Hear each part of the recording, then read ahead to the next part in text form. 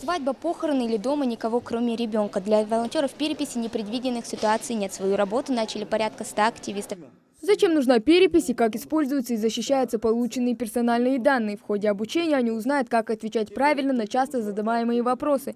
Каждый из них должен собрать данные у 200 человек. Но сегодня только начало, поэтому объясняют самое основное. Те, кто находится в лишении свободы, в дальних местах, в тюрьме, их мы не переписываем. Те, кто вследствие изолятора еще не вынесено решение, их мы переписываем по месту жительства.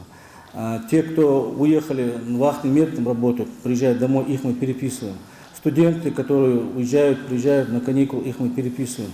Мероприятие важно для всей страны и граждан, поэтому в целях защиты от COVID-19 все специалисты, которые участвуют в переписи, будут обеспечены индивидуальными средствами защиты. Школьники и студенты, как самая активная часть населения, традиционно привлекаются к этому процессу.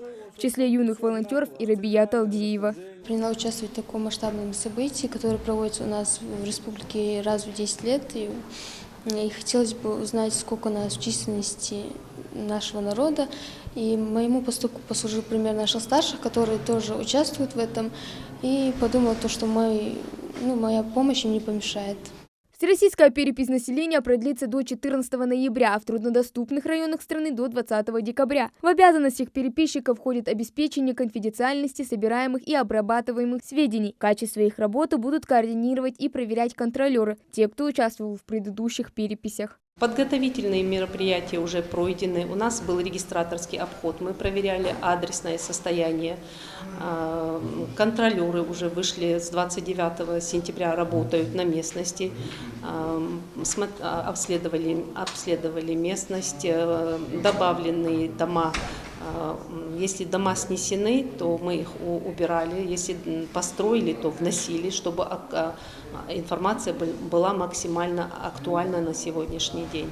В этом году перепись впервые пройдет в цифровом формате. Вместо бумажных бланков у приходящих на дом переписчиков будут планшеты со специальными электронными анкетами. В среднем опрос займет не больше 20 минут. Никаких документов предъявлять не нужно. Пол, возраст, семейное положение. Все данные вводят исключительно со слов респондента. 15, 16, 17 октября у нас будут активно обучаться переписчики, и 18 числа они выйдут уже опрашивать наше население. У меня убедительная просьба к нашему населению принять активное участие. Это масштабное мероприятие проводится только 10 лет один раз. Ответьте на вопросы переписчиков. Нам важен каждый.